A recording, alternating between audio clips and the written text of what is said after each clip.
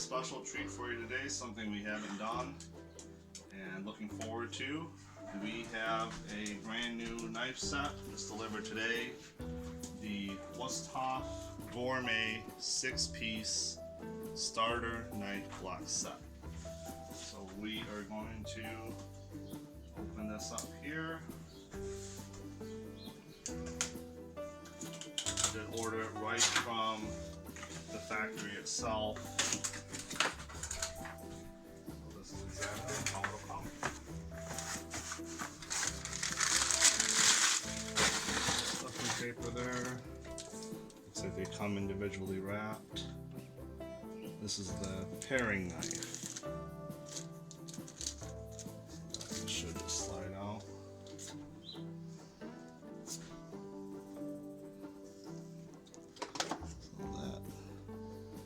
Figure out exactly how they go later on, but looks like that may be a good spot, maybe there.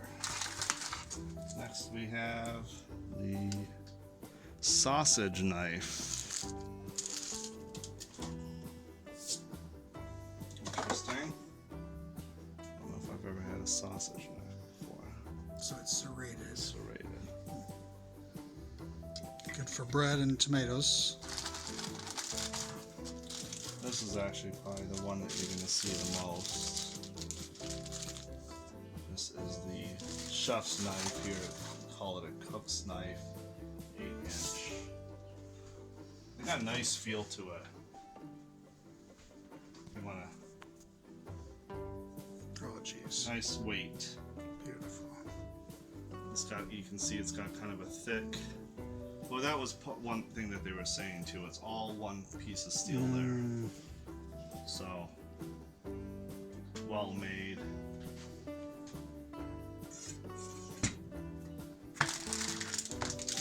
This here is the honing steel. So, keep the knives sharp. So I know that for sure is there. And so we'll have some spots if we like how they operate, we will probably order some of the other ones. So this is the come apart kitchen shears. I'm very excited to have these knives. Wanted them for a long time, and with all of our cooking videos, I think we'll get a lot of use out of this set. So stay tuned. So as you can see, beautiful day here in Michigan. Probably over 40 degrees, but it's sunny. Beautiful day. We just moved a bunch of stuff today. So to reward ourselves, we're going to be doing some ribeyes on the grill today. So we're going to be using our Pit Boss. I think this is one of their starters as far as their size. It's obviously not portable, but it's one of their smaller sizes. Perfect for everything we need. Hopper is pretty full. That'll be more than enough for what we need today. This particular one has a feature where you can open up the grate here, Steve, if you want to zone in here. So you can push this protector plate back and exposes these holes here. So basically the flames will come through it, so we'll have flame grilled steak. So it'll be a nice treat. Just the kind of this opening here, so I think we have 3 steaks, so we'll probably do them right over here. Clean off a little bit there. So a couple tips. First, don't get too close to your siding. It was actually another steak that I was cooking. Got it too hot, ended up melting some of the vinyl siding, so just a cautionary tip.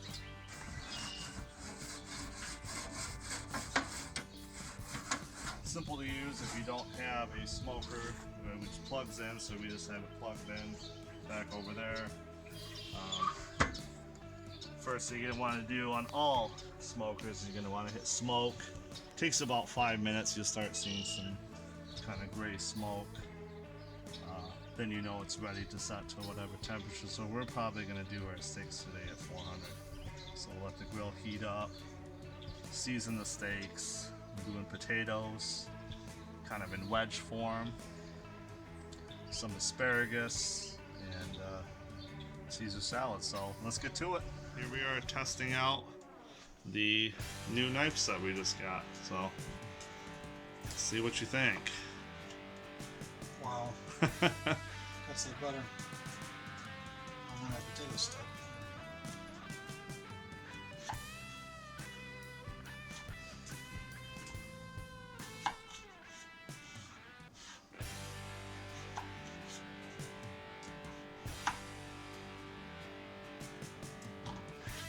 No resistance. That's not the best wedge in the world. There we go. Very cool. Loving it. Okay, so we are using our Pet Boss. So if you've never used a smoker before, pretty simple operation. Make sure you have enough pellets in the bin. We turn it to smoke. So in a few minutes here, we're going to start seeing some smoke billowing out from the back here. The vent on this one is the back. It's just an open vent. So you start seeing we'll start seeing some gray smoke billow out of it.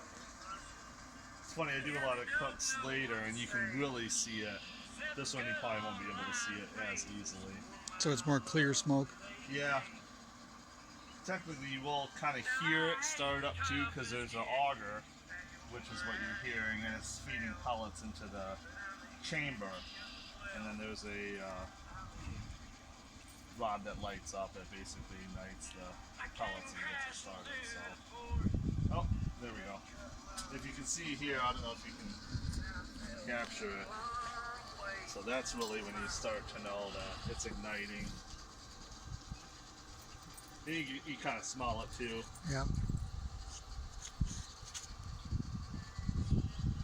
Not sure if it's capturing on camera, but yeah, we'll see. And Oh, there we go. You start seeing it, yeah. Yeah, I'm seeing it. Come off from everywhere. So now we know we have ignition. You can still see it pouring out there. So once you get that, you know that the pellets are igniting, so you can really choose what temperature. So we're doing potatoes, and that's going to take a lot longer than a steak. So I think we're going to throw the potatoes on, probably 300. We're actually going to close that vent that we opened.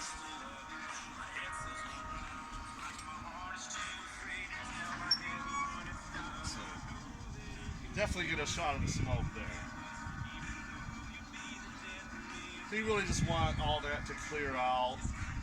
I mean, that's not going to taste any good. How long does that typically take? It just usually takes a minute. Just about 1 minute? Yeah, usually. It's burning off some of the, from the last cook, so you'll see when we're done cooking, we actually turn it to off, and it takes a minute or two for the auger to stop moving, for everything to kind of burn off. See, now you heard, I don't know if you heard that. Now the fire started in there. And we'll be able to see it because we have those vents open, so you can actually physically see the fire. We're going to close that vent and start the potatoes off. You see the smoke's getting, this is typically, if we were just doing steak, where I throw the steaks on, you get a nice sear on there. But since we're doing the potatoes, we're actually going to close this vent. So that's basically it. That plate goes back in place. Now there's no visible flames.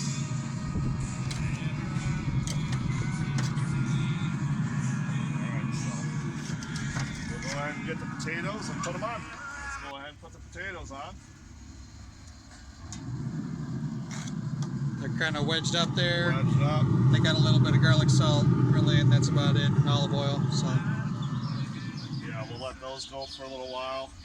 Probably flip them after we get a nice golden brown on the one side. And we'll put the asparagus on next. And then probably the last thing we'll do the steak. Those are pretty quick. Yeah, pretty quick. We like ours medium rare, medium. Yeah. More rare than Well medium. done. So yeah, we'll we'll let hers go for a little bit longer. We'll pull ours probably, what, 125? Usually a good temperature for medium rare. So we'll stay tuned. No color on the potatoes at all yet. I might actually crank it up to maybe, I thought I was at, so maybe I'll do 300, 350 and kind of see if we can get some color. Alright, so we're here in the middle of our grill session. I have Steve here take a taste test of the asparagus. It feels right. Feels right? Feels right. Yeah. Perfect. Perfect? Okay. Pull it. We'll pull it now. Trying to get some color on the potatoes, so wasn't really working on the aluminum, so we're transferring to the grates directly to see if we can get some color on some of these. It's very cold out, which the viewers can't see, but it's probably 30 something right now. But just trying a different method to see if we can get some color. And the potatoes, because we can tell they're cooking. They're getting softer, but they're not getting soft. crispy at all. And you want these crispy. Yeah. So I'm thinking if we transfer them to the grates, even if we can get some quick color on them, and then we can transfer them back to the aluminum, that's fine too. But just trying to improvise, which I think barbecue is a lot about improvising. Kind of, if something's not working, let's do something different, and see if we can salvage this potato cooking. So that's kind of where we're at with that. So we're going to close it up. Shouldn't take too long, because now they're on the grate, so we should see some color here very quickly. You don't have to do it for too long. I know you probably can't see already, but here we are, instant color. Just so everybody knows, that was literally 60 seconds from we were just talking the last for a minute, clip. and then all of a sudden, here they are, have color. Some, maybe a little too much, I don't know. I think they'll all taste good regardless. That's just right. Sometimes you run through this when you have a lot of olive oil and things, so we'll just close it for a minute. That puts out the fire. It does. But you can see how fast the thermometer is moving up. So we'll try to get those rest of those off of there. Before they get too much color. It's just a waste of time, basically.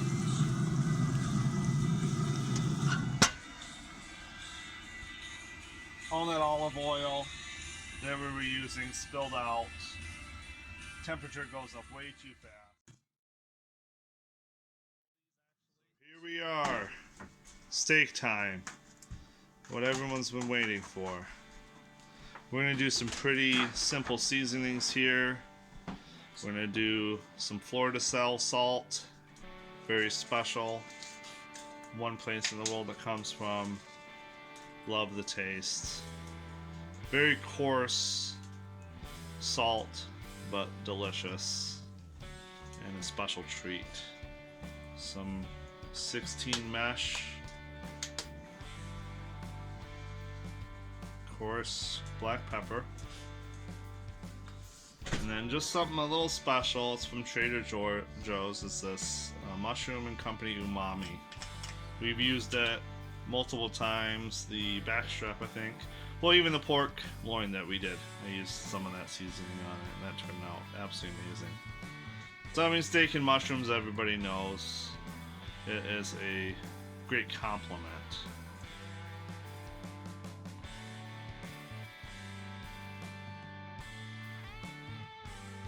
Quick glance of the asparagus potatoes. Those are waiting for us at the end.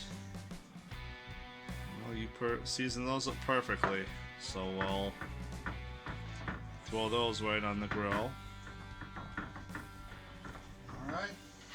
Alright. Stay tuned. I think I opened up this section too. Perfect. So we can see the flame through there. So we're going to go ahead and throw them on the middle compartment. Yeah, because that's where the fire is going to come through. That's really going to catch the flames. So I mean, it's a quick cook. Yeah. Couple minutes this side, we'll flip them. Couple minutes the other side. We'll use our thermometer just to make sure we're 125, 130, then we're going to be at a perfect medium. Well, we have the fire section open there in the middle because we really like the flame touching the meat, and the fat, I think when it hits the flame, it creates just extra flavor. So we're going to go ahead and we're only about 45 seconds in, so we'll let those go for a couple minutes, get some char, the Maillard reaction, and then we will flip them and they'll be ready to come off. Yeah. Good color, good crust. I think a couple minutes on this side, I think we'll be ready to rock and roll. This one's got a little more color than that one, so let's hope I put this one a little bit more into the flame than this one. So nice. Check on it in a few minutes. So thinking we're about ready. 450. I mean, you can. The smell's incredible. Exactly what you want. We like ours, like I said, more on the rare, medium rare side. I mean, you can hear the sizzle. Let's give them a peek. I think that looks great. We'll pull that off. I mean, you can just tell. It's as tender as can be. Juicy. I mean, look at that. The color on that one's absolutely incredible. That one's going to be amazing. So we'll save that for Steve, our photographer here. Here are the mushrooms. I mean, they're plenty cooked. Look great. Smell great. And they're the topping for our steak, so we're going to go ahead and pull them off, and we'll show you the finished product here.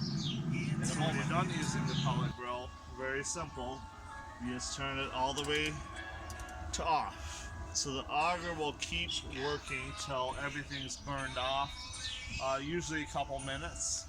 So you never just want to unplug it because that'll ruin your smoker. So turn it to off. We can hear right now the auger is still going.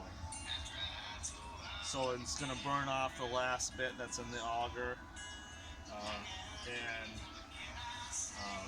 Again, just for the next time you go to fire it up, you don't have all that extra pellets in the auger. Makes it for easier operation. So turn it off, let it go for a few minutes. You'll hear when it stops completely, then you can unplug it and put it away for the night. So, alright, just a little taste test time, the time we're all waiting for. Let's go ahead and say again and give them a bite. So, you want a little bit of mushrooms? Oh yeah. Some mushrooms over there.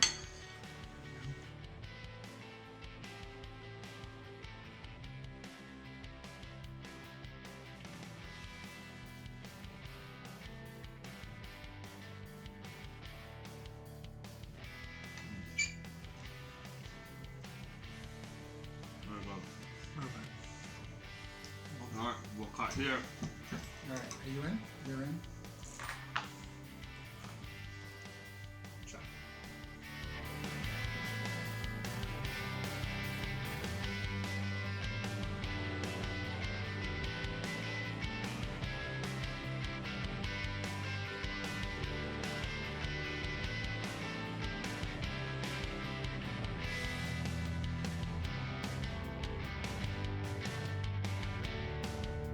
You river rat! Well, I had it the whole time. I had it the whole time! Right, King 6, King 7, so I had it the whole time. It's true though. It's 1000% true, but correct. it doesn't make any, doesn't make you feel any better, right? Yeah.